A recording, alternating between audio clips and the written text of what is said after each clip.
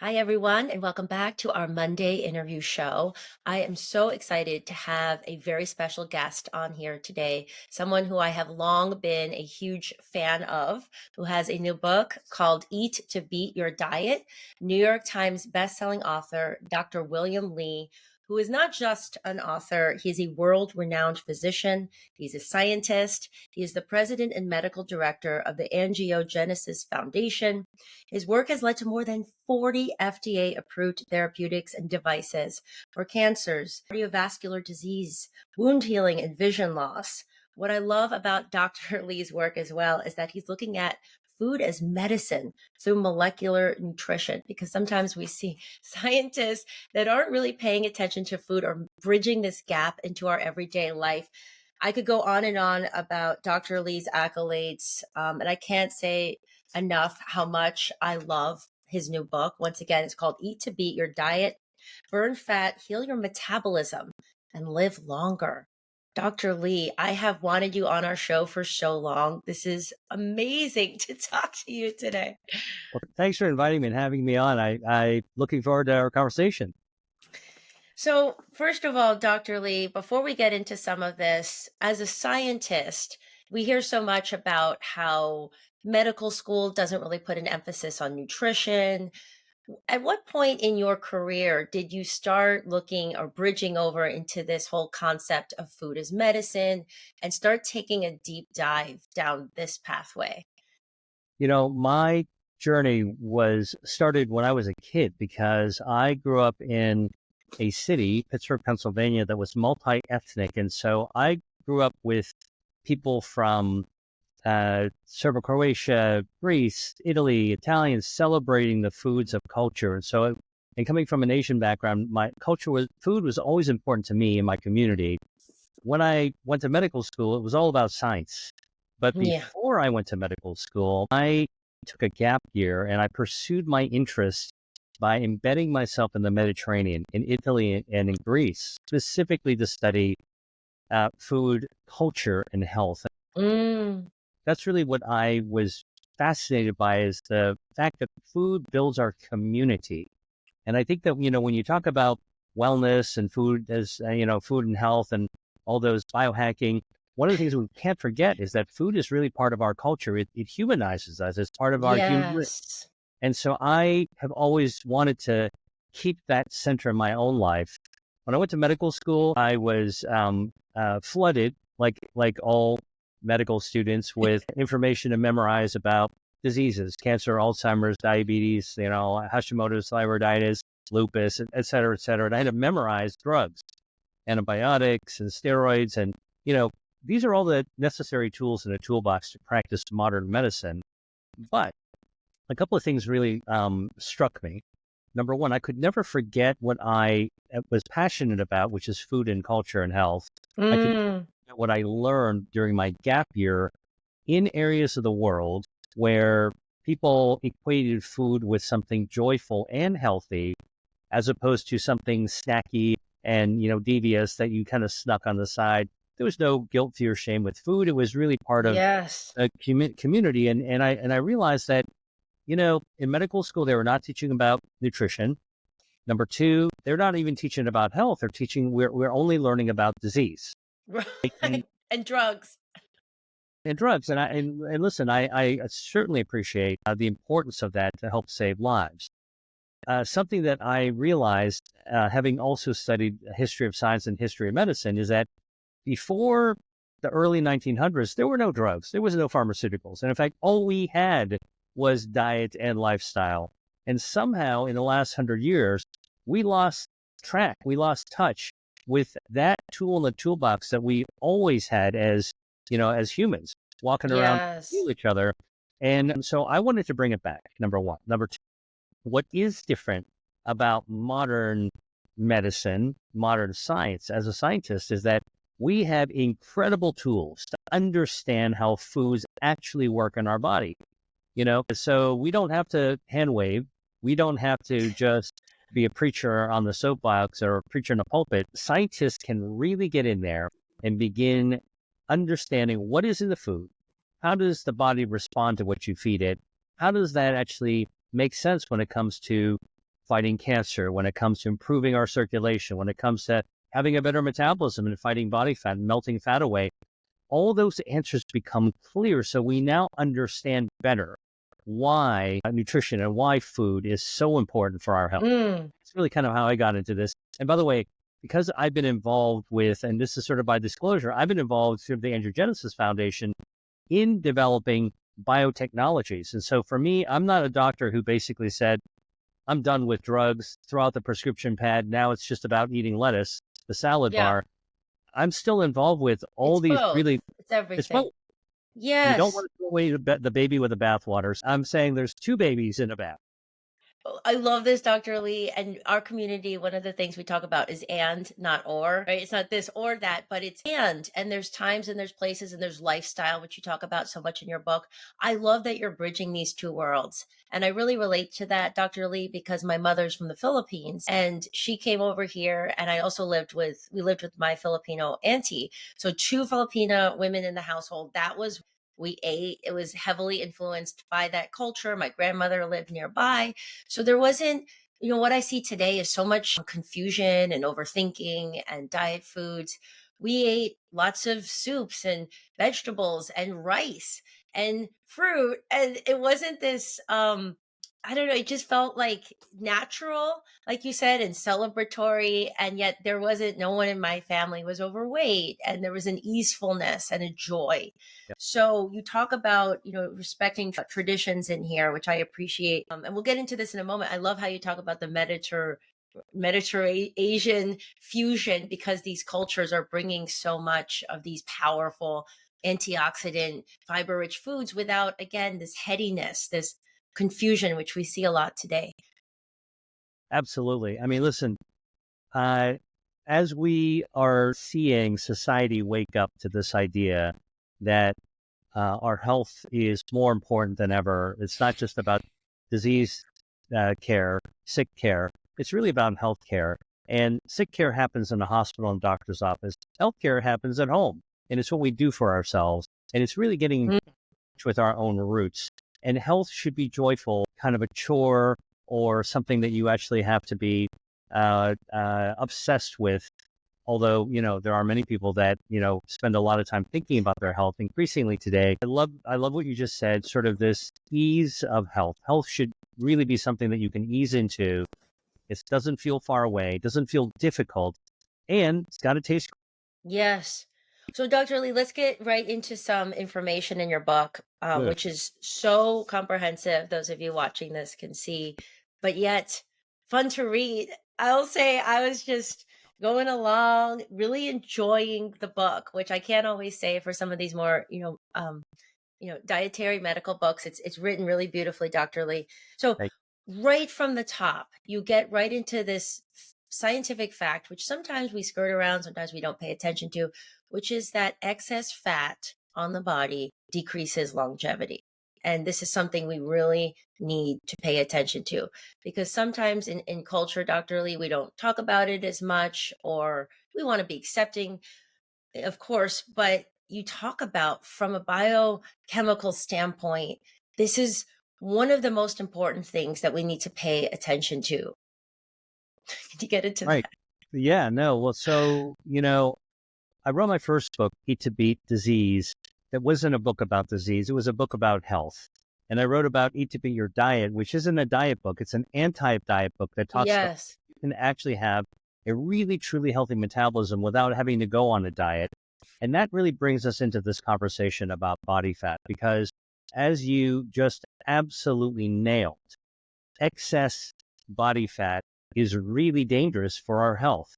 And the excess body fat isn't the stuff that you can see. The most dangerous part isn't what you can actually see. Hmm. Obviously, we're all familiar with what you can see, right? So we all take a shower, step out of the shower naked, and we're drying ourselves. And out of the corner of our eye, we see our reflection. And if you see a lump or a bump, you don't want to be there.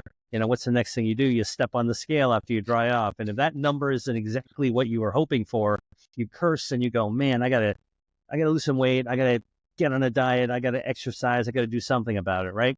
Yes. It's not that, there's a real importance to feeling good about yourself. So I don't have any problem with that Yes. of wanting to be more pleasing to yourself. But what I really think is important for people who are watching or listening to understand is that even if you're skinny, all right, even if you are a twig, your body is a tube, all right, like right over Mm. the waist, the tube.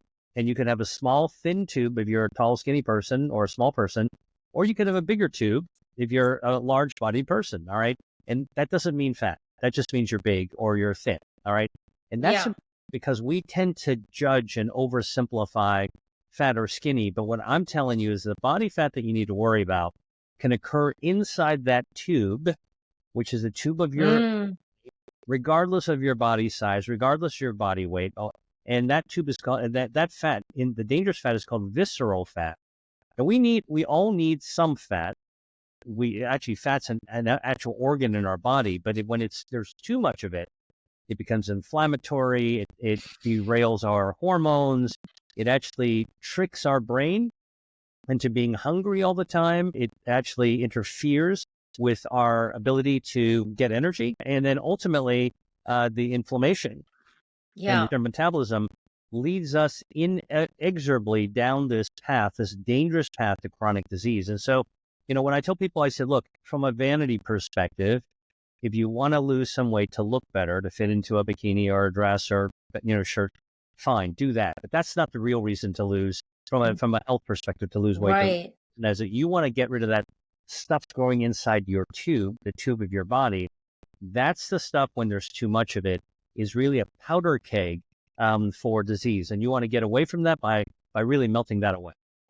But Dr. Lee, this fat that we can see, is that indicative of the visceral fat that we cannot see? Is there a direct parallel? Yeah. So, okay. So let's talk about body fat, because that's really, unpacking that helps us understand metabolism, which Yes. and how we can actually eat to have a better metabolism, right? So let's start from the top. There's a bunch of myths that are out there. The myth is that, if you want to lose weight, you got to stop eating. And that's the classic, kind of the original, the OG of dieting.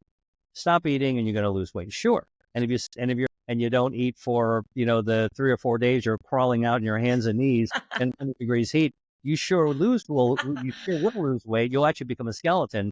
And then, that'll be all they find, your bones. Okay. So this whole idea of dieting is not about extremes. I mean, or I should say, the whole idea about dieting tends to be about extremes. And that's not really Yes. what body fat is about. Body fat is absolutely critical for our health. And I want to explain first, how do you get to healthy body fat? So many people don't realize this, that we have an instinctive reaction to fat. If you say the word fat, it kind of conjures up this reaction like, ugh, I don't want to talk about that.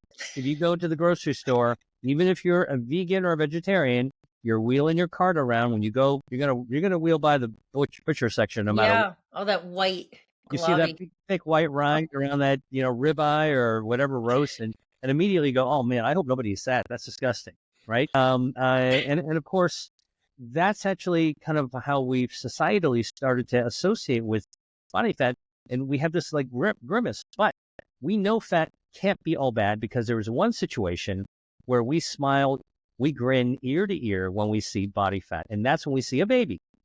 You see Yes. a baby, a nice chubby baby. I mean, just thinking about it makes us smile, right? We know a chubby baby is a healthy baby. And we know, by the way, that if you saw a baby that was like a runway model, thin thighs, like thin arms, angular cheeks and jawbone, like you'd say there's something seriously wrong with that baby. And you'd be Mm. right. Fat is natural in a child. And in fact, a lot of people don't know this, but when your dad's sperm met your mom's egg and you were just a ball of cells, didn't even have a face yet, the first organ in your body that formed is your circulation, because you're going to need to have those highways and byways to deliver nutrients and oxygen to all of your organs later on. So your blood vessels form. The second organs that form are your nerves, because as we become humans, you need like electrical wires, nerves, to be able to move things around and make things work. And then a third tissue that forms very early on is body fat. Guess Mm. what? Body fat forms around blood vessels.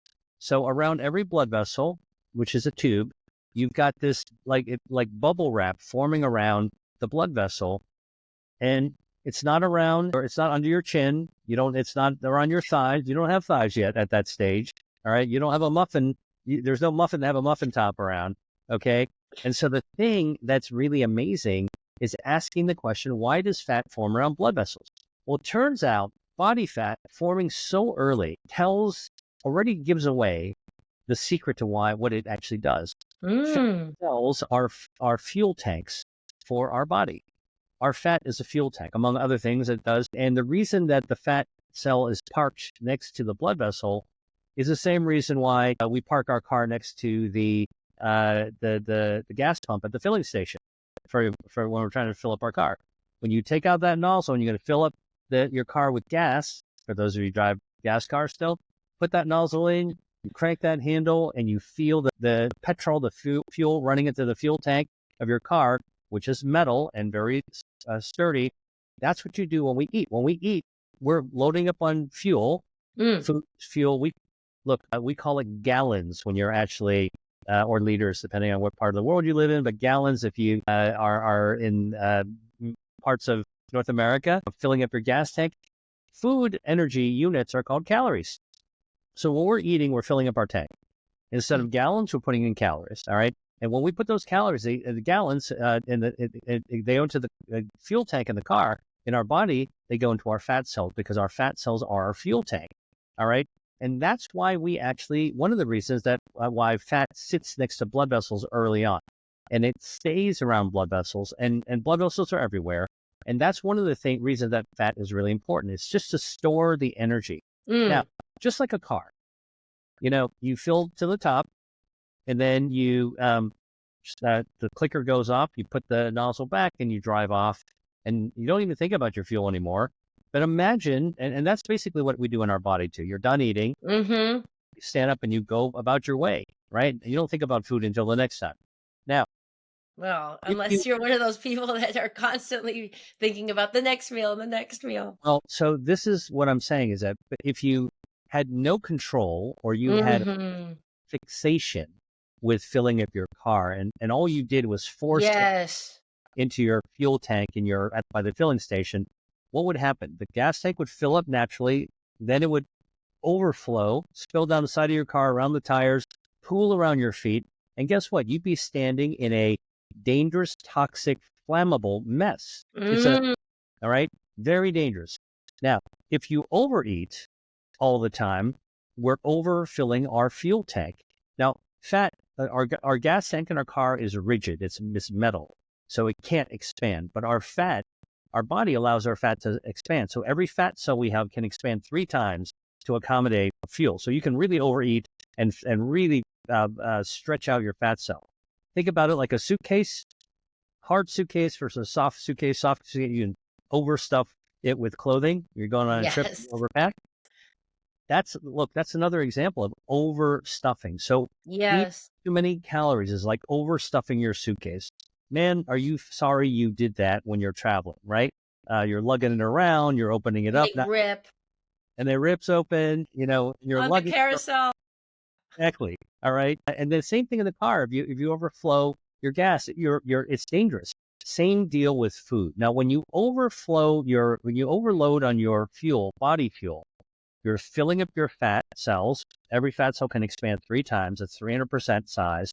Oh, you're still eating? Let's take another fat cell, fill it up, and expand it 3 times. Still eating? Expand another one. Now let's use up all of our fat cells. Man, you are still eating the next day. You haven't really stopped eating. They take some stem cells in our body. These are cells that can become anything, and make another fat cell. All right, these are fat stem cells. So you can make more suitcases, more fuel tanks.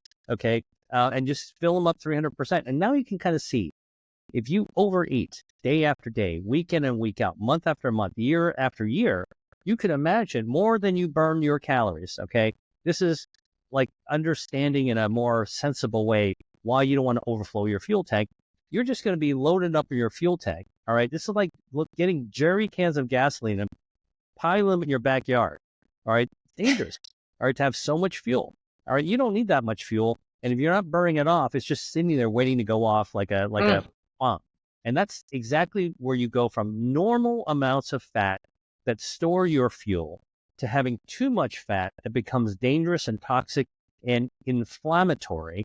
That is the visceral fat that's there, and Mm. fat fills first. Okay. So in your body, the fat that you can't see fills up first inside the tube of your body, inside your gut. You can't see it. And by the way, there was a study I read about in my book, Eat to Beat Your Diet, that's really fascinating. Thin people can overload on fuel and develop excess body fat. And do you know where is the first place that it builds up?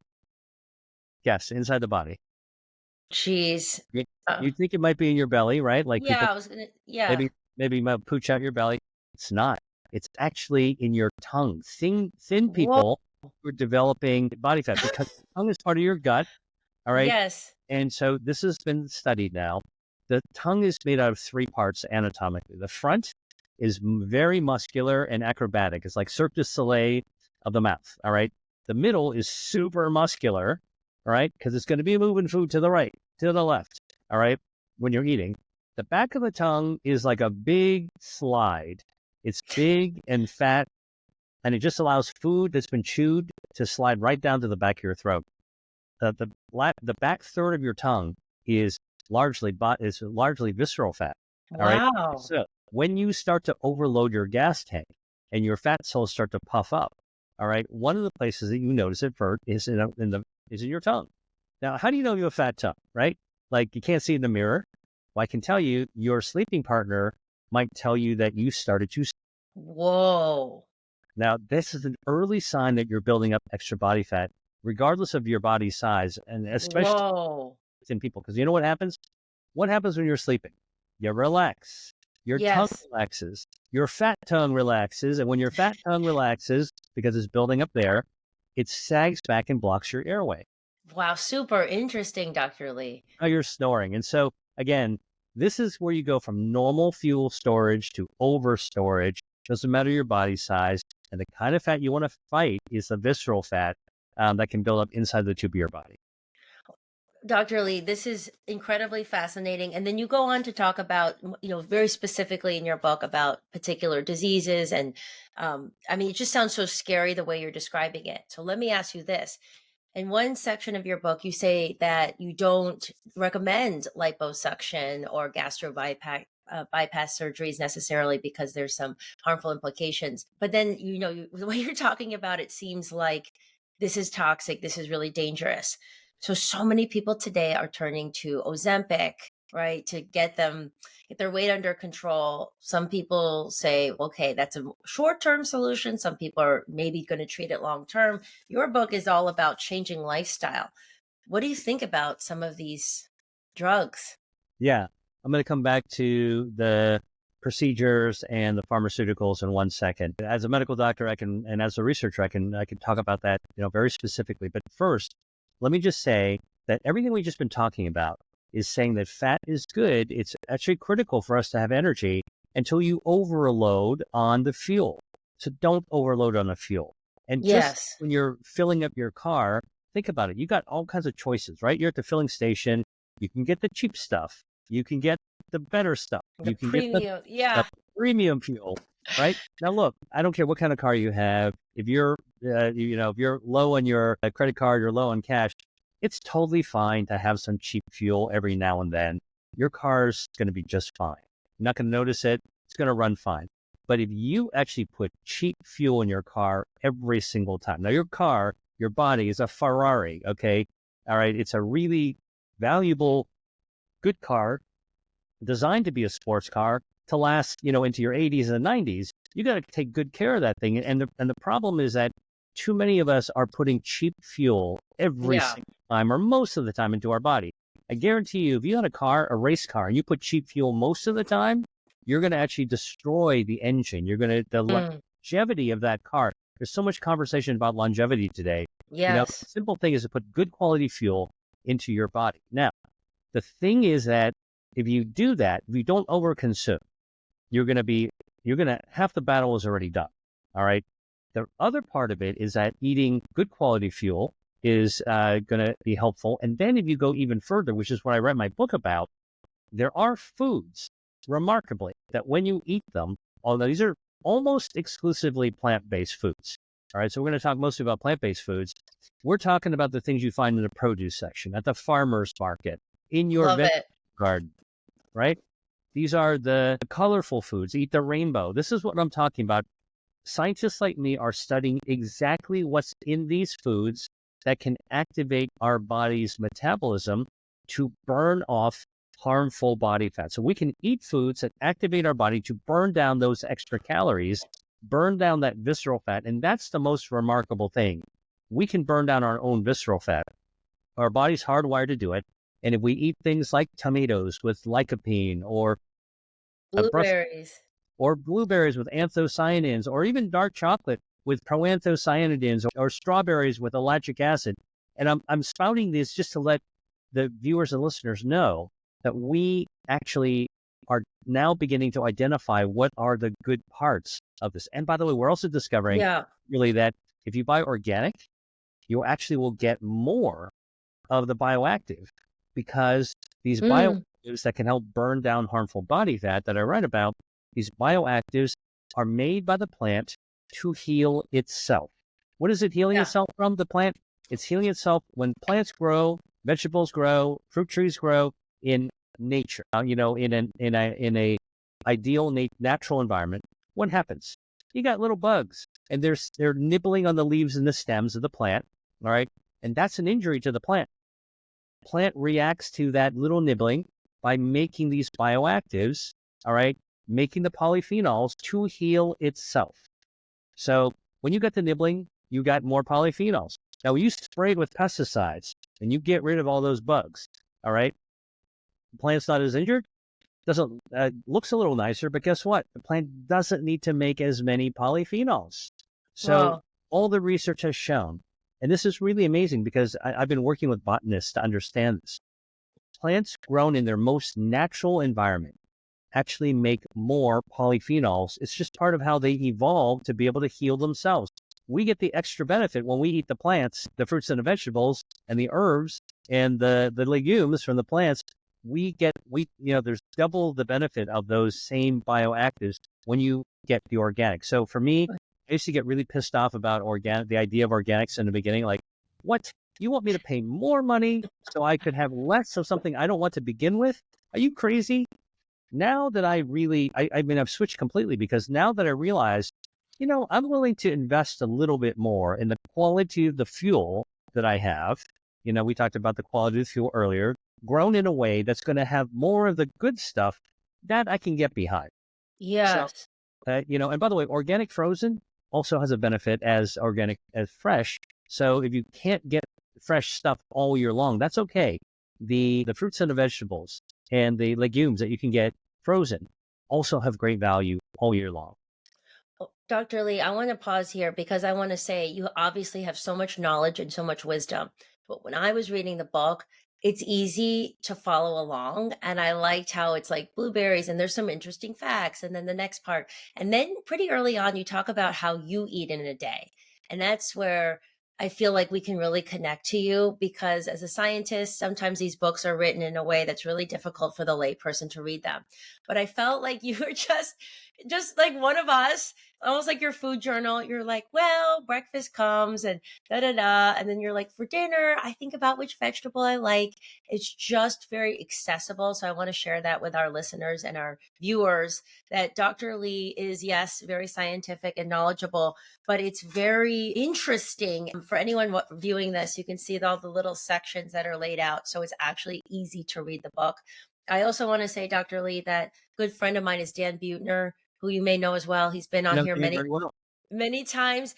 And back to the culture. So Dan's studying, the Okinawans and the traditional foods and what they're eating in Costa Rica.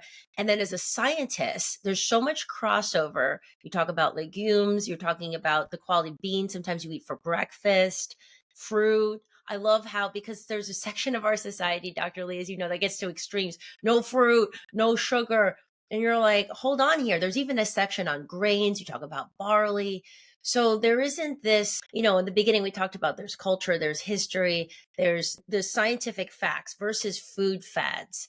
And I think that's also dangerous for people because they go along and then they don't eat any fiber. Maybe they're doing a carnivore diet. They can, really disrupt their gut microbiome or whatever. So what you're suggesting here, enlightening, you talk about how chilies are really important for metabolism, but I also found it very accessible for the average person. The normal person can eat this way and be plant-based, by the way. I just want to say that Yeah. for our Well, community. listen. So here's the thing. I am like everyone else. I mean, we're just going about our way, and we need the fuel to be able to. We need food to be able to kind of run our bodies. Our body's quite remarkable.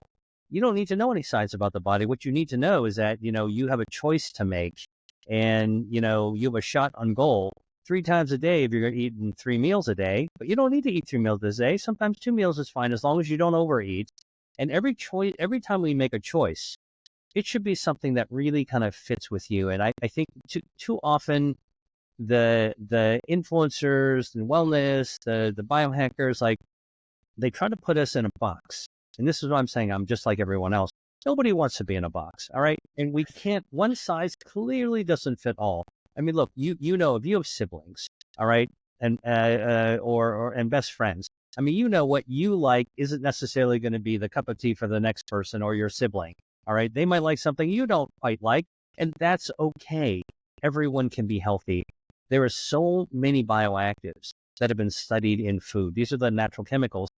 Look, I think number one, you need to be true to yourself. What you eat that's healthy should fit you personally. So personalized nutrition for Yes. really important. And getting, so often we're running around and not thinking about ourselves, but like everything else, get to know thyself. If you take a moment to food journal without any food, but to think about like what are your, take out a pen or your mobile device and open up the notes and take a moment quietly and think, what are some of my favorite foods? What do I really, really love? Go and close your eyes and go all the way back to when you were a kid. Think about what the smell is coming out of your mother's kitchen. Think about some of the highlights of what you've eaten over the course of your life. Write them down. There's no judgment. Write down everything. Besides the pizza and whatever else, something like write it all down. That when you and then if you get my book, compare it to the list of healthy Yes. book, the produce section, the middle aisles with Yeah. The watermelon, watermelon. Like listen, it's seasonal. chocolate. It's fun, and once you find something you like that's also healthy, I'll tell you, you are already way ahead of the game. And I think that that's a really easy way to start. So no matter where you are in your health journey, you got to start someplace. The first step is always where you begin. And the first thing is to understand, to really know what you like, and Mm. then to discover. And that's why in both my first and my second book, I actually put lots of lists of healthy foods. I did already all the heavy lifting. I filtered out all the good foods and I put them into tables and charts. And so just look at the charts. All right. Yeah. And by the way, the other way you can do it, if you buy my book, just take a Sharpie or pen and go around through and just circle or highlight every food in a chart that you like. Hey, Mm. I like that. I like that. I like that. And then go back and say, like, how many circles or how many things that I highlight? Hey, start with those. Those are the really healthy Mm. ones already. And so I think that the idea is that don't make healthy eating too complicated. Make it personal. Start it personally. Know yourself. Know what you like. Compare what you like with what's actually good for you. And then don't eat too much. All right. So how do I eat? So Look, simple. Well, hold on, Dr. Lee. Before I want to talk about what you eat, but what I like what you just said, because I'm doing it right now, and I'm like, wow, quinoa porridge, urban avocado sandwich. I really like a lot of things on your list. And then you have these recipes. This feels natural, whereas a lot of messages we get are people saying no grains for anyone across the board, like these big rules, or it has to be this percentage of fat. And then that's different than saying, oh, I like avocados or I like these certain foods. It's like these big rules, I think, throw I, people off. I totally agree with that difficulty. I have the same struggle when somebody gives me complicated rules. I'm pretty smart, so I can memorize it, and I'll maybe remember for a couple of days, but impossible for me to keep up. And It's it's not not natural. necessary anyway. Yeah. Yeah. Listen, you know who made up the rules? Our grandmothers and our great grandmothers made up those rules. Love. They baked it into the way that they cook, they shop, they prepare, they serve, that the family gathers around the to Mm. eat. And I think what we've done, and we've also lost a lot of that in our society, that gathering together for people. Because when you eat with other people, this is, by the way, something I learned during my gap year that was like really dramatic for me. Coming from America and then going to Italy, the first thing I noticed, besides the amazing food at every single meal, and the fresh markets that were everywhere, is that when you actually sat down for a meal, it was never alone. It was always with other people. Okay. Mm. When you sat down in Italy, I'm just telling you my memories, and you sat down, what was so different than America? Like I remember in America, like, where we are, you sit down with somebody. First, we eat alone a lot. We eat fast. We were distracted. We overeat. We don't think about what we're eating. We just like whip it out, to just whip out whatever it is to just shove down your gullet. But Not chewing. not even chewing. But in Italy, not only when they sit down, and oh, by the way, then we're with other people in America. What are we talking about? We're talking about our problems, the I things that are know. crazy, The stress, the news. You know what in Italy they do? And this is true in many, Dan Buettner will also talk about this as well. Dan and I have reflected on this a lot for your listeners. Like, this is how it's really done, people. They sit down, they're looking forward to their meal. When they're presented with their food, you know what they talk about? They talk about the food. Name mm. it. Oh, this is so seasonal. This is how my mother makes it. This is how I prefer it. People sit with each other and they talk about their food. That's called mindful eating. They're Wow. paying attention, Present. they're Yeah. present, and they're appreciating their food. They're savoring it. People who prepared a really tasty meal, they get the credit because, oh man, that's amazing food you prepared. Thank you so much. Gratitude, right? I mean, these Yes. are the human qualities of food that are lost when you're, when you go too deep into biohacking and you don't want to Yes. this and you got to measure that and you got to look. I appreciate that many people, that it raises the awareness of many people of their body. And I think that's a good thing to be aware. But for me, all I can tell you is that what I espouse as a scientist who studies the details, as a doctor who is trying to help keep people healthy, do it naturally, make it, Love this. Preach to us, doctor. you know, do it the way that your grandmother and your great grandmother and the cultures in centuries past have done it. We overthink things. Go back to the fresh, go back to the whole, stick with the vegetables. And by the way, like if you really think about it, like this whole emphasis on animal protein Yeah. is really a luxury that has hit society in the mid 20th century after World War II. Everyone had the ability to become prosperous and eat a lot of meat. But, if you go back in history and study history, most of the healthiest people going back hundreds, if not thousands of years, were eating plant-based foods. They were Mm-hmm. they were seasonal, they were easy to prepare, they tasted great. There was so many varieties. Only the fat kings and Yes. the big the Big drumsticks. Look, steaks. I always think about this when I've been at Disneyland, right, or Disney World. You see those ginormous turkey legs that look like they came off a dinosaur, right? Like that's what that's like this mind blowing stuff that they have there. That's not people. This is not how healthy people ate for years. This is Mm-hmm. a side effect of the quest for showing off prosperity. And it's okay to go overboard once in a while. On your birthday, you knock yourself out, have some cake, you know? But if you do this as a matter of habit, it's not going to be good for you. You're putting poor quality fuel. You're overloading on your fuel. You are going to be standing very quickly with excess body fat, and it's going to leak out, and you're going to be in a dangerous, toxic, flammable mess, just like if you overflowed your car. And so again, Yes. I'm trying to boil it down to be as simple as possible. The plant-based foods are filled with natural substances that activate our metabolism. When you actually lower that extra body fat, guess what? It raises your metabolism. It's not what we thought. We used to think that, oh, I was born with a slow metabolism. My sister was so lucky. She can eat anything she wants, and she's skinny as a stick, and I've had to struggle with my food. Like that's the common thing you hear people say. No, we're all born with the same metabolism. When we were born, for the most part, we are like a laptop you out of the box. If I had a model of a laptop that you and I agreed to go buy, we go to the computer store, buy the same model, plug it in, charge it up, hit the start button. You hear that sound? It's going to boot up, got the operating system. Your operating system that you just bought and the operating system and the laptop I bought, they're going to be working exactly the same. Really? What about genetics, doctor? So genetics can play a role, but what I'm saying is that humans are born with a heart working the same way. Mhm, mhm. Ears work the same way. Our eyes work the same way. Our taste buds work the same way. Sure, I can tell you the genetic differences in heart. I can tell you the genetic differences in hearing. I can tell you the genetic differences in kidney. But we are all cookie cut, punched out like Hershey Kisses as humans from our mom. And I think, again, this whole idea of over ascribing the genetics. Most Yes.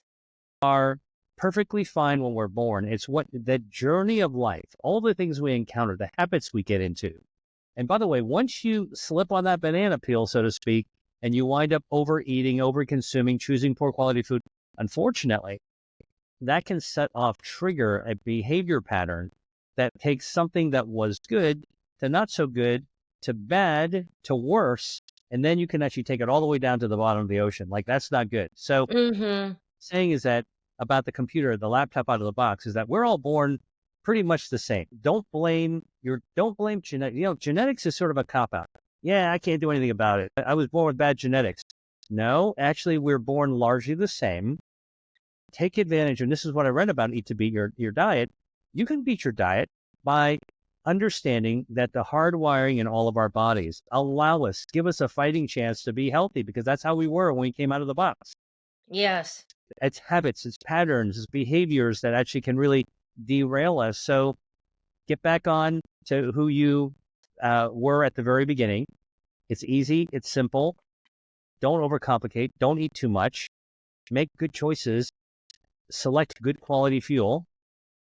Stay in the produce section or go to the I farmer's. love this.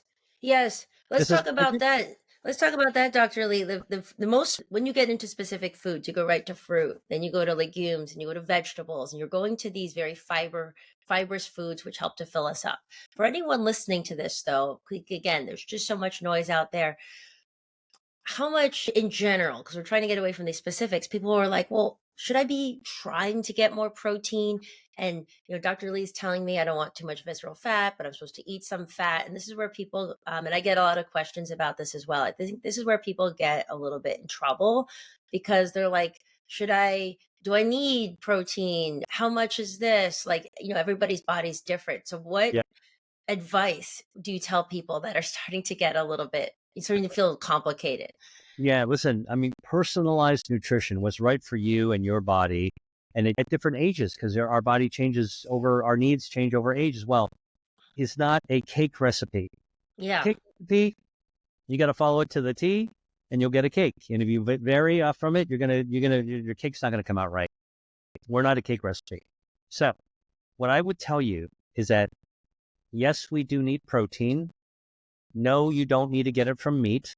Absolutely, you can get it from plant-based foods. Lots of great sources of plant proteins. There are Mhm. legumes, seeds, all great sources of protein. Beans, one of the best.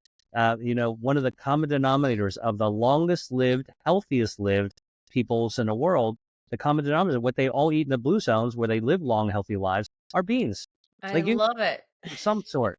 They have stews, they have soups, they make, I mean, Tofu. tofu. Yeah. Beans are great because they have a lot of dietary fiber. And if there's one body system that I would tell you is one of the most to focus on, is gut health.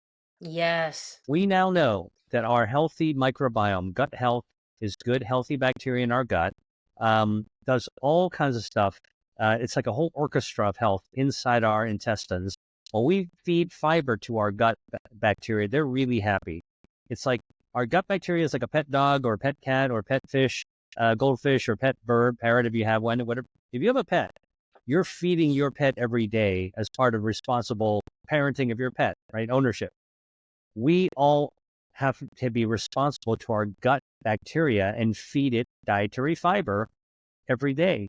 And it is, let's say, 39 trillion bacteria that live there. Yes.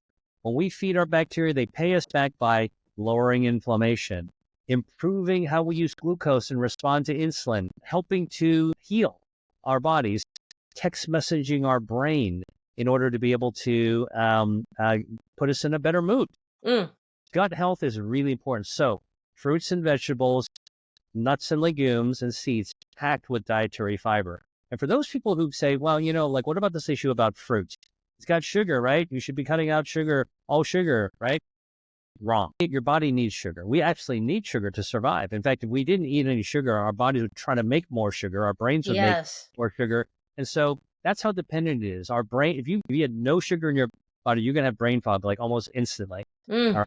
So you absolutely need to be able to actually have that. You need to absolutely be able to have that.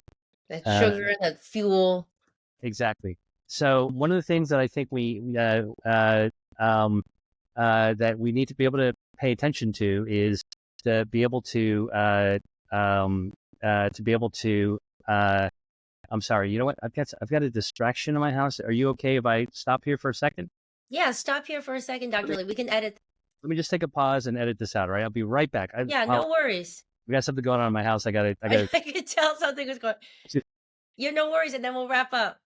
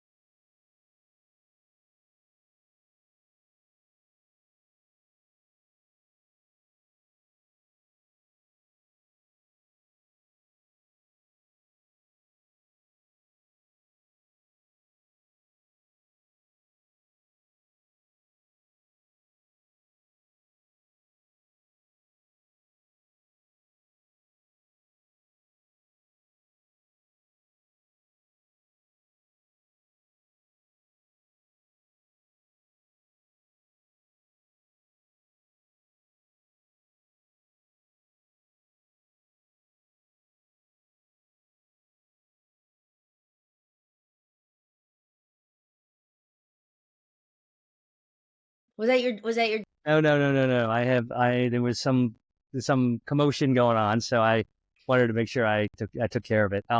Where were So we were talking about how your brain needs sugar. That's why we eat fruit. we? Okay, let me know when you're ready. Yeah. So I'll go like this. So Okay. Eric, this is where we're gonna start back up. So So I want to just take a moment to address this whole myth about fruit not being healthy for you because of its sugar. Sugar is absolutely vital for our health. Our brain needs sugar. If we don't eat sugar from our food, a piece of broccoli has sugar in it. If we don't eat any sugar, we're going to have brain fog. And then our brain's going to freak out and try to make its own sugar to be able to kind of run our body and our organs. It's a myth that it's a well-intentioned statement, but it's wrong that sugar in fruit is harmful as right. a general rule. Fruit, Oh, in fact, is incredibly healthy because fruits have packed with bioactives. Oranges have narogenin, blackberries have anthocyanins, grapes have resveratrol, so on and so forth. Watermelon has lycopene. We want all these things because they enhance our health, they help our metabolism, they help us burn harmful body fat, they cut off the blood supply to cancers, lower inflammation, they feed our gut microbiome. All these good things, okay? And the dietary fiber is very, very important in fruits, all right? We want to eat fruits in order to be able to actually feed our health. It's a myth, all right? Vegetables also have sugar in them. Totally fine to eat vegetables as well. And the only thing I would tell you about vegetables is how we cook it matters. mm, Boil it, and you overboil the vegetables like we had when we were in grade school in the cafeteria, the limp, ugh, disgusting, boiled, nothing in there. nothing left is in there. You just boiled and leached it all out. But this is where the recipes of the past come right down to Yes. telling us the healthiest way to cook. Listen, if you want to know how to cook a vegetable that you haven't seen before, or you want to find one that you're familiar with, you want to do it better, type that name into Google, type recipe, hit video, and watch somebody who really knows what they're doing. Not always a pro, but somebody who's passionate and knows what they're doing, show you how it's done. That's how easy it is today. A lot of it's so simple too, doctor. It's just like you said, fresh ingredients. Your recipes also, so some of them are quite simple. And then the ingredients come through and they're delicious. You don't Yeah, need a lot. This is actually really doable. yeah. No, it's totally doable. And Mm, I think that, what you want to do is you want to stay with that in that produce section has got pretty much anything you need. The middle aisles, by the way, which you were supposed to stay away from, honestly, is it's also a myth that we should not go into the middle aisles. I think you want to be informed to go into the middle aisles and pick out your dried beans and your tough yes. and your tea Spices. and your dried spices, and the healthy fats like extra virgin olive oil. There's a lot in there. And again, this is why I think when it comes to nutrition and health, so many people try to create rigid rules, big long lists of things that nobody can remember. You focus and obsess on things that, doesn't make you feel relaxed, make you feel natural. And then you take all the joy out of eating, Like I honestly, when I go to a farmer's market in the summertime, it's like going to a carnival to me. I go there and I'm looking at all this Ah, amazing stuff that Mother Nature's produced. I wish I could buy it all, but so I have to, and it's an opportunity to learn from the purveyor, the seller, like more about the food. I always find things that I never knew about before, and I'm somebody who's pretty studied in food as medicine. So I go to farmers markets to about things. And if I love see this. a grocery store I don't know, I will ask the produce manager to come out and explain what it is to me. Then I'll look it up some more. So Oh, encourage people to like lean forward, lean into your food to love your health. This is all, all the science shows us. We can really enjoy what we're eating in order to be able to live a long and healthier life. Dr. Lee, I could talk to you all day. Thank you so much for sharing your wisdom. And I have to say something, just speaking to you, you really are such a powerful combination of not just head scientist, but so much heart, right? There's just so much connection to the food, to wanting to help people, to the joy, to life. And it spills out into the energy in which you wrote your book. So I feel like that's really why I connect to you so much and to your material, because there's, lots of scientists that can go have a million degrees and give us facts, but this feels very human. It feels natural. It feels doable. Once again, I just can't tell you enough, Dr. Lee, how much I appreciate you and your work. I can't recommend this book enough to everyone. Eat to beat your diet, burn fat, heal your metabolism, and live longer. Honestly, Dr. Lee, we might have to have you back here another time for part two, because I didn't even get to 90% of my question. But you can read the book and look at that. I would be happy to come back. And actually for anybody who wants to keep learning about like the latest research, you come to my website, which is drwilliamleeli.com, or I actually just launched a new YouTube series that Wonderful. and it's really, I try to answer the questions that people are asking me left and right, and I try to answer them one-on-one, but I'm like, you know what? I'm just going to go onto YouTube and actually just talk about the stuff that people really want to know, and new research that I'm actually seeing as well. So Amazing. so I'd love to come back, but check me out on YouTube. So what's the name of your YouTube channel? You can find me. It's Dr. William Lee Li. Amazing. Well, we will link to all of Dr. Lee's channels, information, the direct link to get his new book on our show notes at mysaluna.com. Wow, I'm just so excited to dive back into the book. It's one of those books that you can go into again and again. So thank you once again, Dr. Lee, so much for being with us. And thank you so much, everyone, for tuning in. We'll be back here as always Thursday for our next Q&A show. Be sure to check out the show notes. Be sure to come to our site. Also, pre-selling the next book, The Hidden Power of the Five Hearts, at mysaluna.com/5heartsbook. So please check it out all over there and have a wonderful rest of your week. Thank you, everyone.